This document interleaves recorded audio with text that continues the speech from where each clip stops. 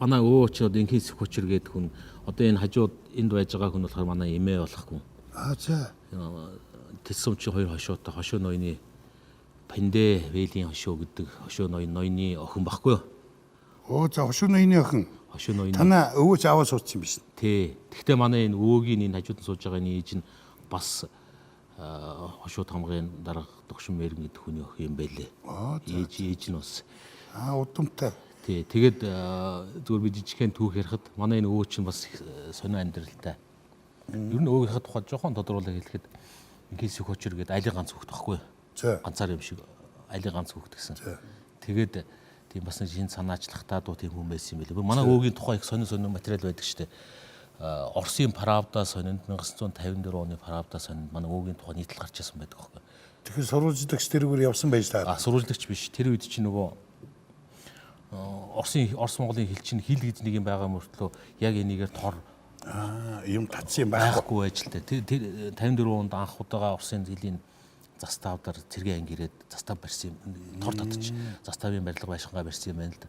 Тэгж яхад нь манай нөгөө талд нь баахан залуучууд цуглуулчихсан тариа будаа тарих гээд ингээд оролцож ижил дээ. Тэгсэн чинь нөгөө заставын дарга нь бас тийм одоо симхи хүн байсан юм байна. Зураг хөрөг аваад тэгээд Правда сонилоо явуулаад. Үгүй бид нар энэ зөвлөлт чинь хамтрал коммун гэдэг ингээд бодлоод ингээд явж байхад Монголыг нэг хэдэн тийм хөдөөний бараг хүнэгдлийн шахуу хэдэн биодлын нийгмийн хэдэн малчид байгаа эднийг яаж хамтралж социализмд оруулнаа гэд Оросууд бараг ингэж толгой ингээд өвдөж яхад үгүй наад бол чи өөрснөө тэнд ингээд хамтралж эдийг эхэлсэн байна уу? 4-5-аар аруулаа нийлцсэн юм хийж гин тэрийг нэг Сүхөчргээ залуу ингээд зохион байгуулад явж гин гэд тэгээ Правда сонин 54 оны Правда сонинд гарч ирсэн байна л. Тэгээ тэрнийхэн сонины хайжлал руу нэг манад байсан чинь олтгой байчаад бид нар би нэг одоо тэр Правда сониноос нь хайлгаж тэр түүхийг нь олж авъя гэж манай гэрт хүн байсан байхгүй. Олдон. Тий. Тэр үед Тэсүмийнхаа анхны улсын сайн малчин болоод Намчин гэдэг хүнтэй хамт нэг жил улсын сайн малчин болж ирсэн байлаа хоёлаа.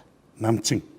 Тэр найз нь одоо үеийн найз нь хоёлаа тэгээд Човалсонгоос очиж улсын сайн малчны тэмдэг юм аа. Тэмдэг авахтаа нэг мөнгөн туул байдаг байхгүй юу? За. Тэг чи нөгөө ямар малаараа түлхүү явснараа тэрийг нь туглаар бол хонь хург тэмээ ямаа гэж тусад нөгдөг байсан юм шиг байлаа. Тийм байна. Үхэр ихтэй байж. Үхэртэй агаар хувь нь Агаар хувь нь би бас харсан. Тийм байт.